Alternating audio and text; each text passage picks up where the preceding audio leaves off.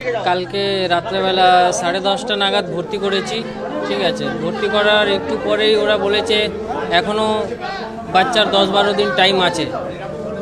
তারপরেও বলছে আমরা রেখে দেখছি, যদি হয়ে যায় সকালবেলা তাহলে ঠিক আছে, নাহলে ছেড়ে দেবো।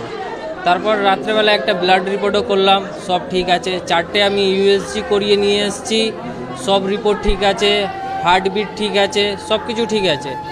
পরে সকালবেলা ওরা 11টা নাগাদ লেবার রুমে নিয়ে গেছে পেশেন্টকে।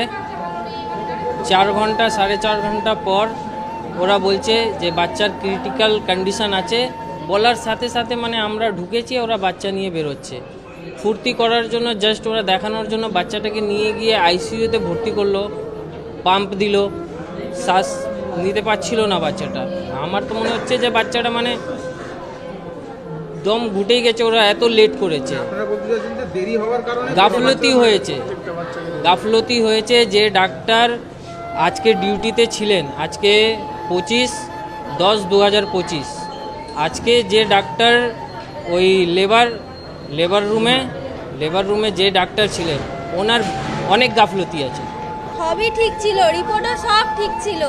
হঠাৎ করে বলছে বাচ্চা হওয়ার পরে সকালবেলা বলছে রাত্রে হয়েছে, আমাদের বাচ্চাটা রাত্রে হয়েছে। সকালবেলা বলছে যে বাচ্চা কেঁদেছে, বাচ্চা ঠিক আছে। তার কিছুক্ষণ পর থেকে বলছে খিঁচুনি হচ্ছে, বাচ্চাকে এখান থেকে ট্রান্সফার করতে হবে, বাচ্চা এখানে রাখা যাবে না।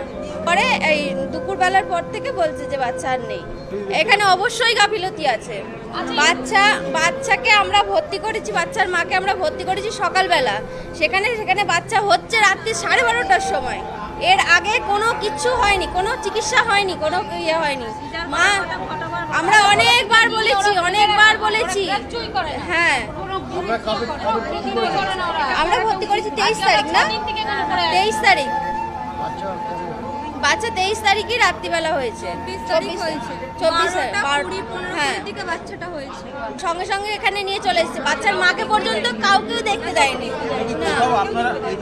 দেখা যাচ্ছে যে আরো বাচ্চা এখানে মারা গেছে। হ্যাঁ হয়েছে তো, এই তো সামনেই আছে। অবশ্যই গাফিলতি, এটা হসপিটালের গাফিলতি, পুরোপুরি হসপিটালের।